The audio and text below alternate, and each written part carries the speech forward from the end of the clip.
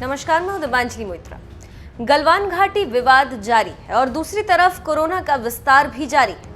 न चीन मान रहा है और न ही कोरोना, और दोनों को इजाद करने वाला चीन ही है। लेकिन अब दुनिया एकजुट हो चुकी है और सभी चौतरफा हमला कर रहे हैं। अमेरिका तो इतना आग बबूला है कि रोज कुछ न कुछ अमेरिकी राष्ट्रपति बोलते ही रहते हैं और अपने बयानों से चीन को घेरते रहते हैं। इसी कड़ी में एक बड़ा खुलासा हुआ है। जी हाँ, एक एक्सपर्ट का मानना है कि भारत को इस क्षेत्र में अपना प्रभाव बढ़ाने की जरूरत है, क्योंकि वही चीन को जवाब देने में ज्यादा सक्षम देश है। इस क्षेत्र के बाकी देशों को भी भारत का साथ देने की जरूरत है। फ्रीडम गजेटी के एडिटर मोहम्मद जीशान ने साउथ चाइना मॉर्निंग पोस्ट में एक आर्टिकल में भारत की भूमिका पर जोर दिया।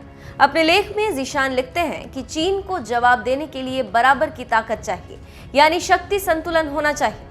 इसके लिए एशिया और प्रशांत महासागर के देशों के साथ आने की जरूरत है। भारत की यहां अहम भूमिका होगी। जीशान ने अपने लेख में कहा कि जियोपॉलिटिकल मामलों में भारत कई बार चुप रहता है।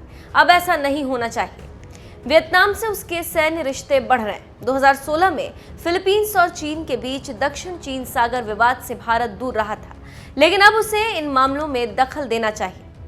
इस क्षेत्र के दूसरे देशों जैसे जापान और ऑस्ट्रेलिया से रिश्ते मजबूत करने चाहिए। चीन की हरकतों को काबू में रखने पर जीशान ने कहा कि भारत को अब बेझिझक हांगकांग और ताइवान के मसलों पर बोलने की जरूरत है, क्योंकि ये दोनों देश ट्रेड के लिहाज से बेहद अहम है। भारत बड़ी आर्थिक ताकत है। भारत चीन से इंपोर्ट ज्यादा करता है।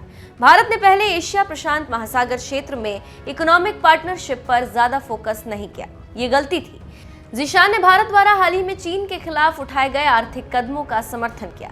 तो आप समझ सकते हैं कि अब विदेशी थिंकर्स भी ये मानने लगे हैं कि भारत एक आर्थिक महाशक्ति है और भारत ही चीन की दवा कर सकता है। उसी का नतीजा है कि अब वैश्विक देशों की नजर भारत पर है और भारत का समर्थन कर रहे हैं।